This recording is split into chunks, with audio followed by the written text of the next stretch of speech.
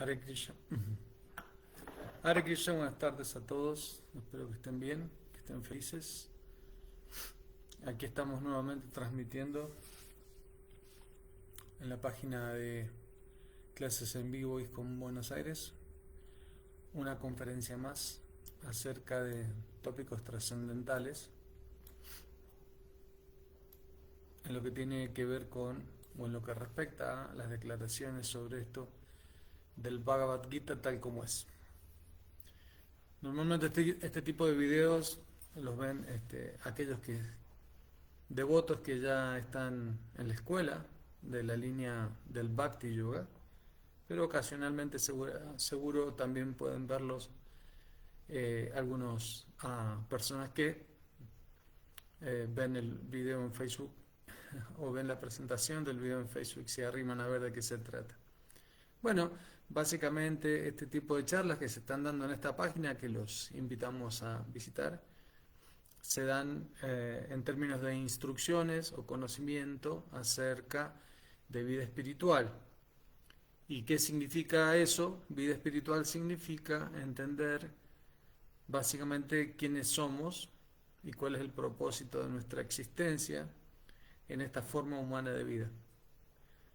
El Bhagavad Gita, el clásico de la India, un libro que se escribió hace más de 5.000 años atrás, tiene como propósito dar esa información a todas las personas que estén en la búsqueda de esa información. Así que estamos proponiendo y proporcionando ese conocimiento a todos aquellos que estén deseosos de conocer acerca de esto. La conciencia de Krishna es un proceso científico espiritual para entender cuál es nuestra realidad eterna, quién somos o cuál es nuestra identidad eterna, ya que si analizamos un poco, nuestra identidad empieza y termina con la vida. Por lo tanto, eso habla de que hay una identidad que trasciende el limitado espacio de tiempo que estamos o nos manifestamos en esta vida y en este cuerpo en particular. Bueno, Bhagavad Gita habla de todo eso y habla de mucho más. Los invitamos a participar de escuchar estas clases y ustedes pueden buscar en esta página que se llama Clases en Vivo ISKCON Buenos Aires, que también hay otros oradores que han dado seguramente muy lindas comentarios acerca de los versos del Bhagavad Gita. Hoy día nos toca, estamos analizando el capítulo 10 del Bhagavad Gita, conocido como en sánscrito Vibhuti Yoga. Eso significa el yoga de la opulencia del absoluto. Y cuando hablamos del yoga de la opulencia del absoluto, Krishna está manifestando muchos versos en sánscrito que hablan acerca de las opulencias que se manifiestan en la naturaleza y que también pueden ser instrumentos para las personas para entender la realidad trascendental o, en última instancia, entender que hay alguien más atrás de toda la manifestación cósmica. Y esa persona, en última instancia, siempre va a ser el Señor Supremo, Krishna. Así que bueno, para empezar a leer el verso que nos toca hoy día, vamos a cantar algunos mantras invocando auspiciosidad y pidiendo las bendiciones a aquellos maestros espirituales quienes han sido nuestros preceptores y que gradualmente han traído o han ingresado a través de la línea del tiempo de la humanidad este conocimiento trascendental. Nama Vishnu Padaya Krishna Prestaya Bhutale Srimate Bhakti Vedanta Swami Niti Namine Namaste Sarasate Deve Gauravani Pracharine Nirvishesha Shunyavadi Paschatya Deshatarine Jaya Shri Krishna Chaitanya Prabhu Nityananda Shri Advaita Gadadara Shri Vasari Gaura Bhakta Vrinda Hare Krishna Krishna Krishna Hare Hare Hare Rama Hare Rama Rama Rama Hare Hare Hare Krishna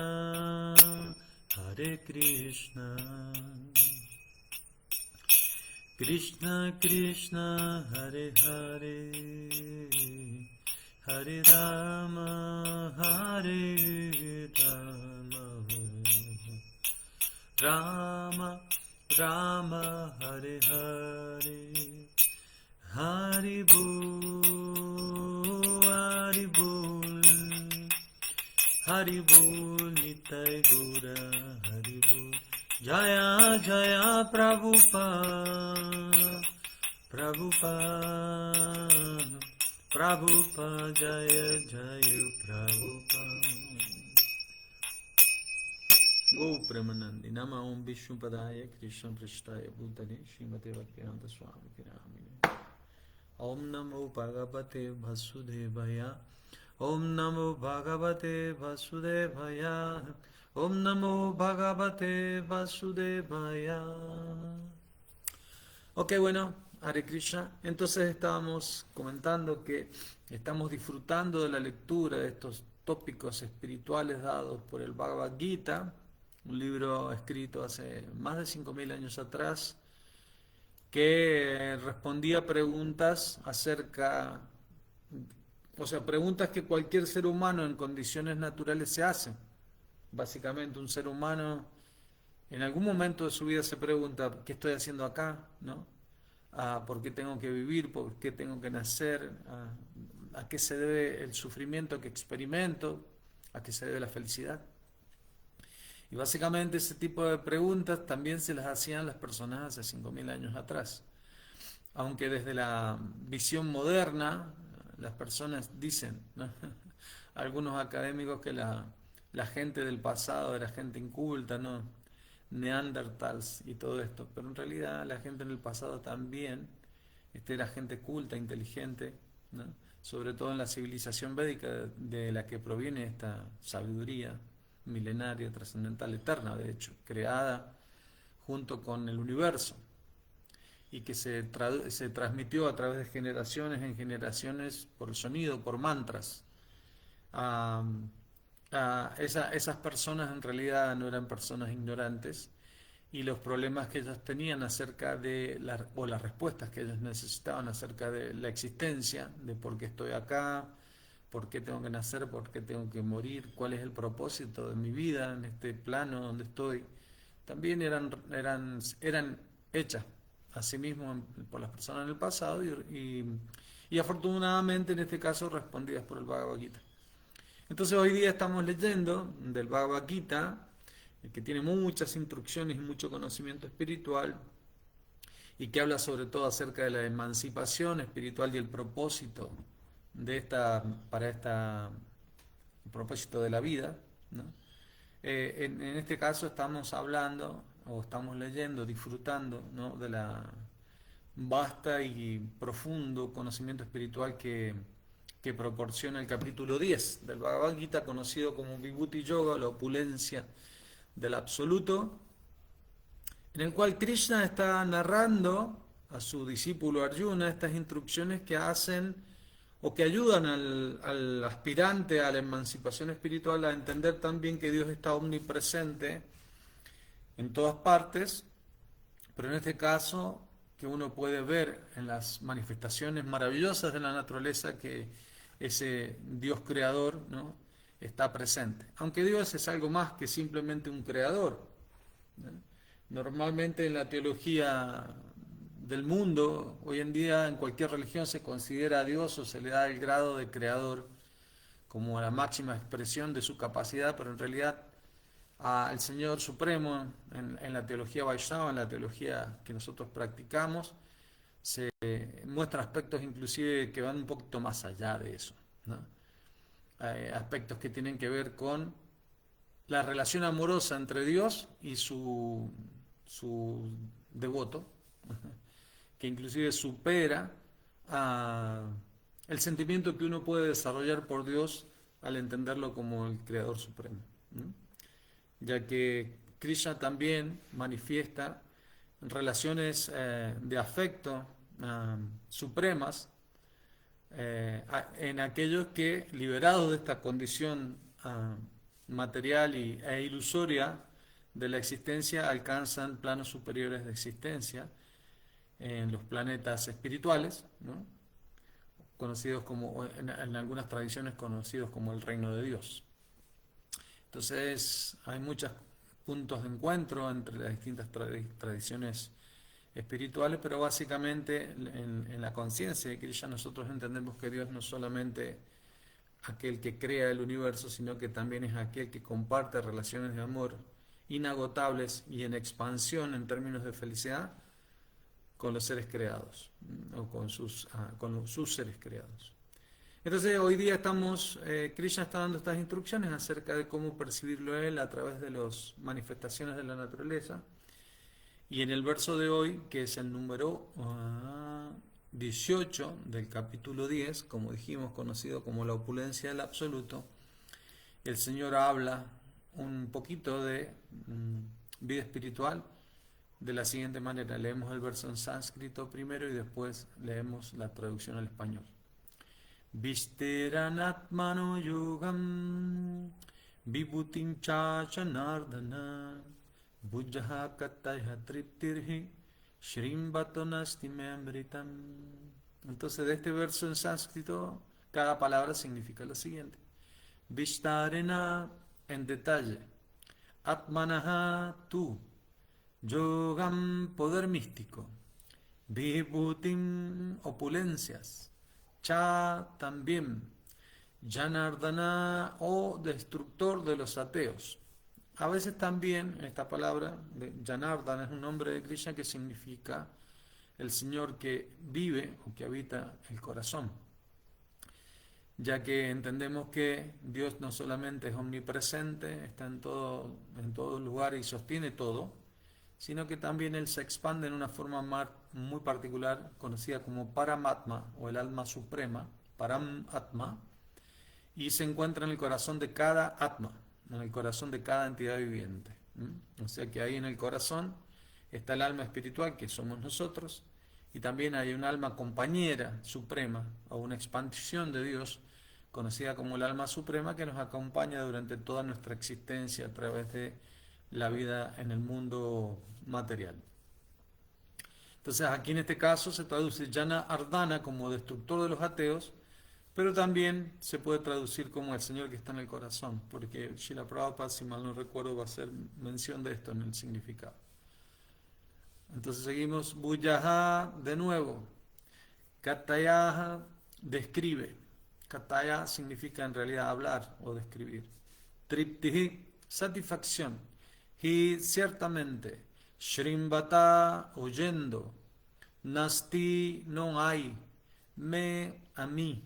Amritan, néctar. Traducción del verso dice lo siguiente: O Janardana, oh Señor del corazón, por favor describe de nuevo detalladamente el poder místico de tus opulencias. Yo nunca me sacio de oír hablar de ti, pues cuanto más oigo, más quiero saborear el néctar de tus palabras, ¿no? Básicamente, cuando Dios habla es muy satisfactorio. Cuando Dios habla de sus características es más satisfactorio aún. Y cuando Dios habla acerca de las características de los exaltados relacionamientos amorosos entre Él y sus devotos, es supremamente exaltado. Ok, el significado de Srila Prabhupada al verso es el siguiente. El significado de Srila Prabhupada al verso es el siguiente. Los rishis de Naimisaranya, los sabios que estaban en algún momento reunidos para ejecutar un sacrificio en este lugar conocido como Naimisaranya, encabezados por Shaunaka, le hicieron una declaración similar a Sutta Goswami, y esa declaración es la siguiente. Vayantuna vitripyama utamashloka vikrame yachrimbantam brasagyanam swadu swadu pade pade. La traducción de este verso es: aunque se haga continuamente, uno puede saciarse de oír hablar de los trascendentales pasatiempos de Krishna. Vuelvo a repetir, aunque se haga continuamente, uno nunca puede saciarse de oír hablar de los trascendentales pasatiempos de Krishna, a quien se lo glorifica con oraciones excelentes. Aquellos que han establecido una relación trascendental con Krishna disfrutan a cada paso de las descripciones de los pasatiempos del Señor. Esto se declara en el Bhagavad Gita 1.1.19.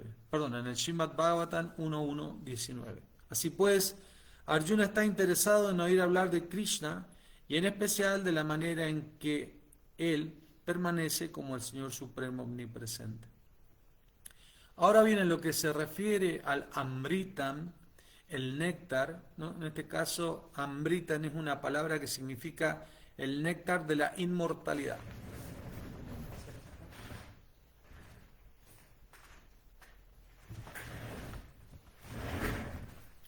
Se refiere al néctar de la inmortalidad. En el sánscrito, mrita o mrityu es muerte, y amrita significa aquello que es inmortal, ¿no?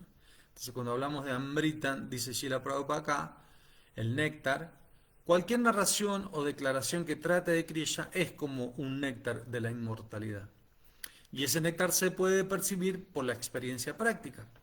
Los cuentos modernos, la ficción y las historias de diferentes son diferentes de los pasatiempos trascendentales del Señor, en el sentido de que uno se cansa de oír las historias mundanas, pero uno nunca se cansa de oír de hablar de Krishna. Es solo por esa razón que la historia de todo el universo está repleta de referencias acerca de los pasatiempos de las encarnaciones de Dios, sobre todo en la cultura védica, ¿no? Acá en Occidente a veces vemos que hay muchísimas historias que no tienen absolutamente nada que ver con la realidad y son todas producidas de la invención mental. Y están sujetas a la ley de la saciedad. Uno, por ejemplo, no puede ver muchas veces, ¿no?, una misma película, o sí, pero en realidad lo que produce en realidad más que una felicidad en expansión es una frustración, en mayor o menor grado. Sin embargo, cuando las historias están narradas en manera pura y están hechas y narradas en manera apropiada por un orador experto que es un devoto puro de Dios, automáticamente esas historias nunca están sometidas al sentimiento de saciedad, sino que uno puede escucharlas por mucho tiempo y nunca saciarse, sino que, por el contrario, siempre quiere escuchar más acerca de esto. De hecho, las historias que se narran la aparición y los pasatiempos trascendentales del Señor en libros como el Srimad Bhagavatam están siendo escuchadas de hace no más de 5.000, por lo menos, ¿no?, desde que el Señor vino en su última aparición como Krishna, por lo menos hace 5.000 años, y aún hoy en día se siguen escuchando y narrando y glorificando, ¿no? Y sin embargo, esas narraciones acerca de las actividades trascendentales del Señor proporcionan una felicidad trascendental en el corazón, una felicidad trascendental en el corazón del devoto. Entonces, eso es conocido como Amritam. Por lo tanto, vamos a leer de nuevo este pedacito de la explicación de Srila Prabhupada, donde dice: ahora bien, en lo que se refiere al Amritam, el néctar de la inmortalidad, cualquier narración o declaración que trate de Krishna es como un néctar. Y ese néctar se puede percibir con la experiencia práctica, o sea, si uno adhiere a los principios del Bhakti y escucha los pasatiempos trascendentales del Señor, puede entender de qué se trata sin necesidad de que alguien se lo diga. Por otro lado, Prabhupada dice: los cuentos modernos, la ficción y las historias son diferentes de los pasatiempos trascendentales del Señor, en el sentido de que uno se cansa de oír las historias mundanas, pero uno nunca se cansa de oír hablar de Krishna. Es solo por esa razón que la historia de todo el universo está repleta de referencias acerca de los pasatiempos de las encarnaciones de Dios. Los Puranas son historias de épocas pasadas que relatan los pasatiempos de las diversas encarnaciones del Señor. De este modo, el material de lectura siempre permanece fresco a pesar de que se lea reiteradamente. Así que bueno, Srila Prabhupada está definiendo aquí esta particularidad esencial que tienen las narraciones acerca de los pasatiempos, de las actividades del Señor. Y en este caso está explicando acerca de que a través de esta literatura trascendental uno puede conocer distintas encarnaciones del Señor. ¿Qué significa eso? Bueno, significa muchas cosas, pero podemos decir, significa que el Señor toma distintas formas o desciende de distintas maneras a cumplir con distintos objetivos, ¿no? De acuerdo a un tiempo, un lugar, una circunstancia específica, e incluso habla tanto acerca de vida espiritual como la gente en particular, en ese momento en particular, pueda entender o tenga la capacidad de entender.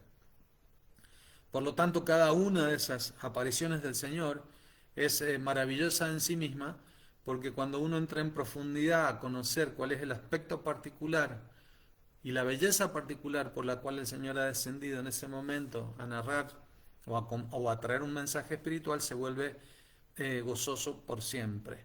Y no solamente eso, sino que la gente puede escuchar reiteradamente a través del tiempo siempre acerca de las actividades del Señor y uno nunca se cansa de escuchar hablar acerca del Señor, ¿no?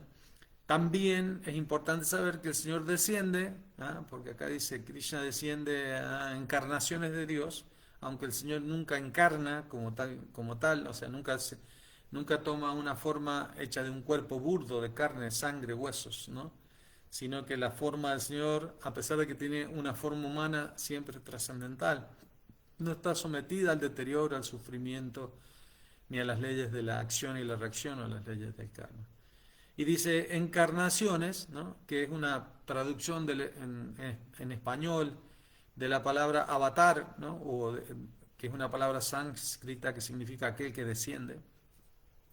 Y también porque el Señor, a pesar de ser uno, desciende en tantas encarnaciones, ¿no?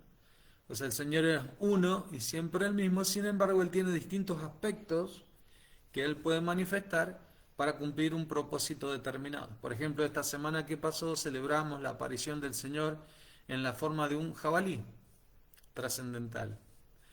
En algún momento en la historia del universo, en unas yugas pasados, los demonios habían tomado mucho poder en la tierra y habían capturado a la tierra y se la habían llevado a lugares impuros del universo, conocidos como los océanos Garbhodaka, ¿no? donde está toda la mugre, ¿no? En las partes inferiores del universo, de este huevo universal que habitamos, en el cual hay 14 sistemas planetarios, de los cuales uno es la Tierra y es considerado un planeta medio. Estos demonios habían llevado la Tierra ahí, en algunas partes se explica porque habían extraído las riquezas del oro y del petróleo, por ejemplo, de la Tierra, que sustentan gravitacionalmente al planeta por el poder místico del Señor, pero sin embargo ellos habían usurpado eso y la Tierra había perdido naturalmente su flotación natural dentro del huevo universal y había descendido a lugares infernales que no eran propios de ella. Por lo tanto, la misma deidad regente de la Tierra, Madre Bhumi, y el Señor Brahma habían pedido al Señor que ayudara en el proceso de colocar de nuevo a Madre Tierra en el lugar que correspondía. Así que el Señor, como tuvo que descender a los lugares inmundos del universo, tomó una forma, un cuerpo trascendental de cerdo. Y no es que el Señor en realidad, es un error mío el decir, tomó una forma, sino que esa forma del Señor es eterna. No es tal cosa como el que el Señor adopta una forma, ¿no? Sino que el Señor tiene eternamente esa forma, ¿no? En sus múltiples expansiones, es ahí el poder místico del Señor, y en sus múltiples expansiones, una de sus expansiones o sus formas trascendentales eternas es la forma del jabalí supremo. Así se entiende, ¿no? Que en realidad todos los jabalíes que existen en el universo son hechos a imagen y semejanza del jabalí trascendental que es el Señor Supremo, ¿no? Eso es a veces algo difícil de entender para las limitadas mentes nuestras, pero no existe tal cosa como la teoría del zoomorfismo o el antropomorfismo, en donde se dice que nosotros le asignamos una imagen personal a Dios porque no conocemos otra imagen. Entonces, como no conocemos o no podemos hacer una imagen de qué es Dios, le asignamos una forma corporal o una forma humana, o la teoría del zoomorfismo, que habla de lo mismo, que le asignamos al Dios Supremo una imagen de un animal, ¿no? Porque no podemos entender la forma del Señor. Bueno, eso es una locura completa.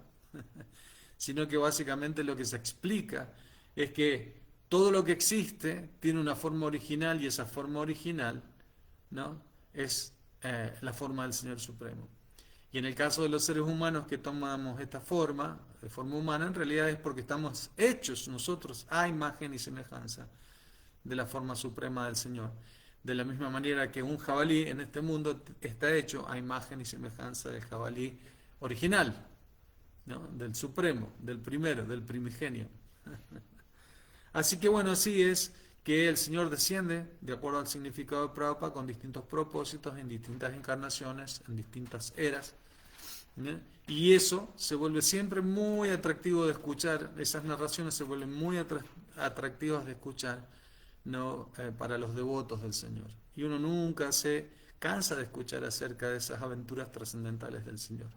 Por ejemplo, en este caso que estábamos mencionando, en la venida del señor Varahadev, la forma del señor Jabalí, las narraciones que promueven un sentimiento de heroísmo en la batalla entre el señor como jabalí y el demonio Hiranyaksha. Están todos invitados a googlear Hiranyaksha y Varahadev para escuchar y leer acerca de estas historias trascendentales.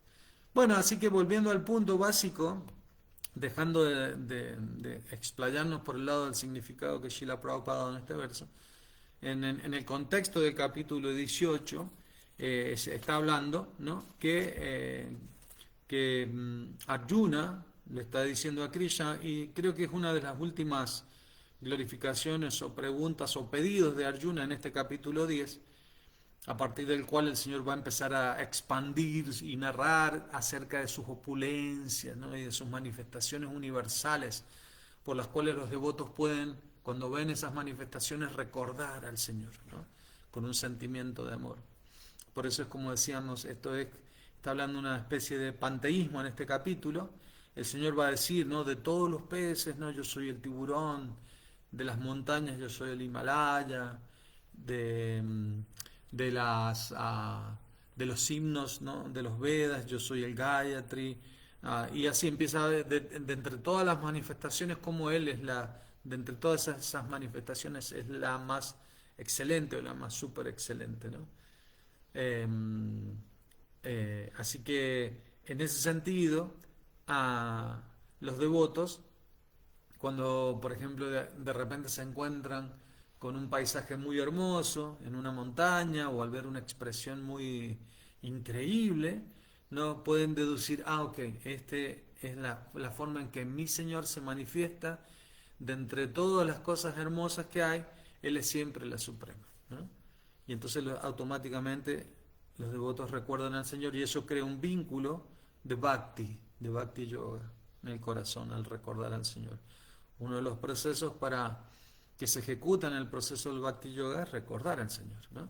Y de la misma manera que la mamá puede ver en la pared, ¿no?, de la casa un garabato hecho con una lapicera, y automáticamente ella recuerda con eso a su hijo y le invoca un sentimiento de amor al recordar a su hijo.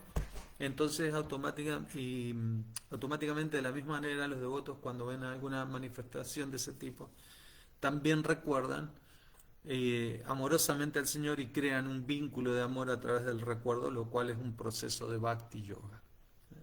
Así que bueno, están invitados a leer acerca de todas las manifestaciones y las opulencias que el Señor va a manifestar en este capítulo, porque son muy bonitas.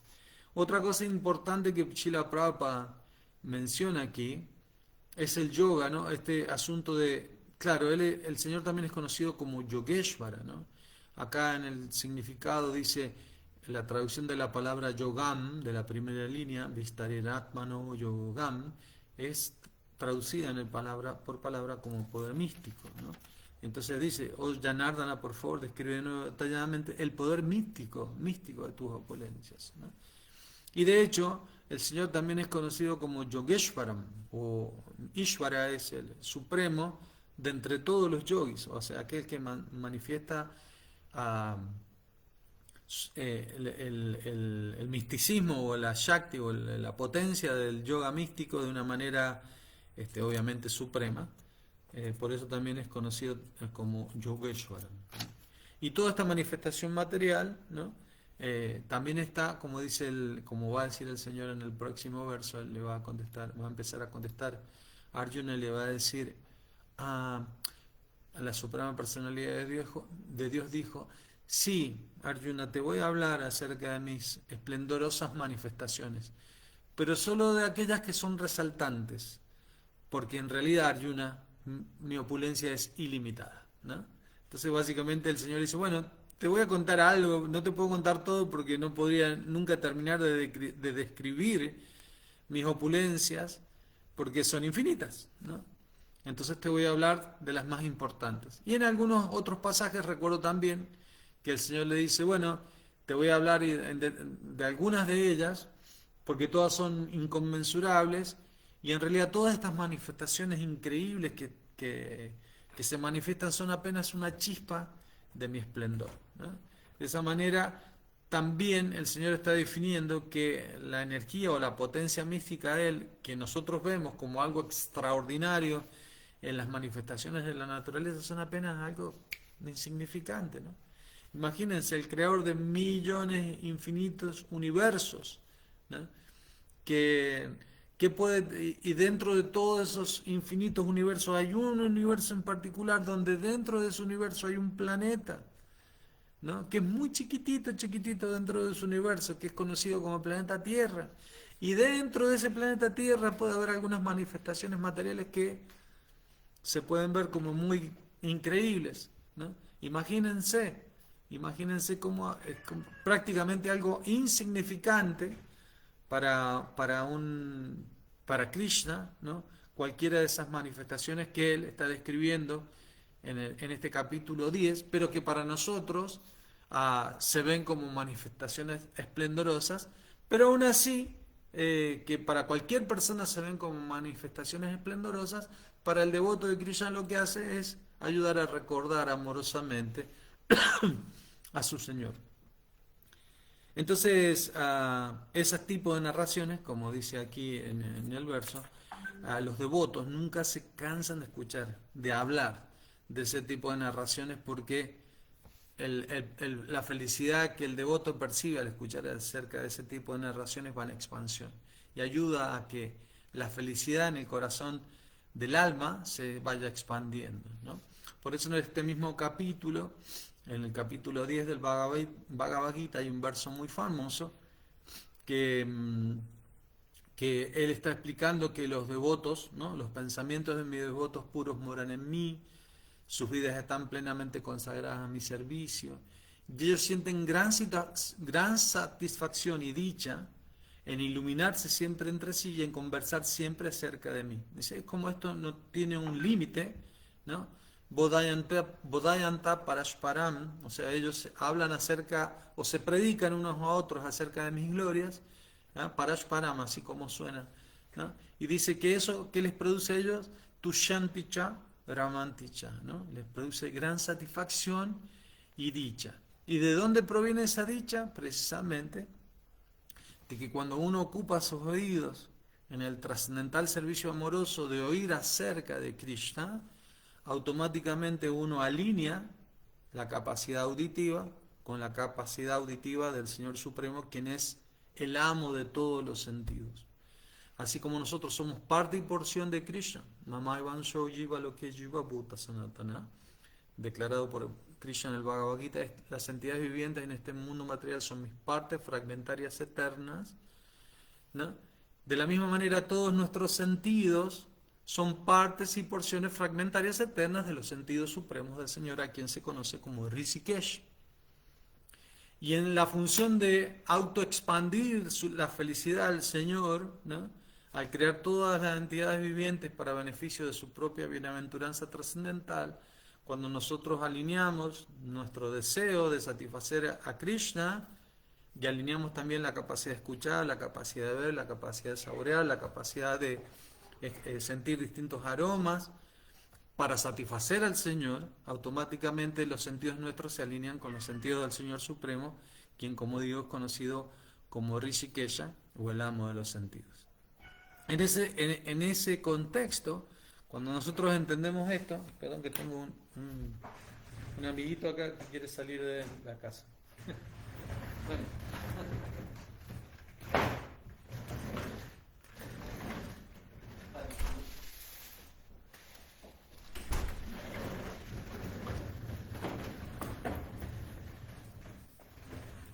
Ok, continuamos. En ese sentido, nosotros tenemos que entender que como almas que somos, tenemos una característica especial. O sea, nosotros estamos compuestos de 3 ingredientes, conocidos como Satchit Ananda: conocimiento, eternidad y bienaventuranza. Pero esa bienaventuranza en realidad necesita siempre estar en expansión. Y nosotros podemos buscar que esa felicidad o esa bienaventuranza que experimentamos vaya en expansión, pero normalmente en el mundo material, al estar bajo el influjo de la energía ilusoria, lo que hacemos en realidad es tratar de satisfacer los sentidos independientemente de Krishna, y eso, en vez de hacernos sentir felices, nos hace sentir alegría por un minuto, ¿no? Pero de una u otra manera con el tiempo seguimos frustrados, seguimos sintiendo insatisfechos, incompletos. ¿Por qué? Porque nosotros estamos tratando de disfrutar independientemente de aquel quien es el disfrutador supremo. Srila Prabhupada explica esto con una analogía muy interesante. Él dice que para satisfacer a un árbol, uno no va y riega cada hoja, ¿no?, con agua, cada hoja y hojita o ramita del árbol con agua, sino que tira agua en la raíz, y automáticamente al árbol, por la raíz absorber el nutriente del agua, todo el árbol se siente satisfecho. De la misma manera, si nosotros tratamos de satisfacer nuestras necesidades independientemente de la satisfacción del árbol, ¿no?, y tratamos de regar la hojita, ¿no?, y tratamos de satisfacerlo independientemente, entonces automáticamente podemos sentir tal vez cierto tipo de alegría instantánea o momentánea, pero nunca deja de haber una sensación de falta de completud o de falta de sentirme completamente feliz.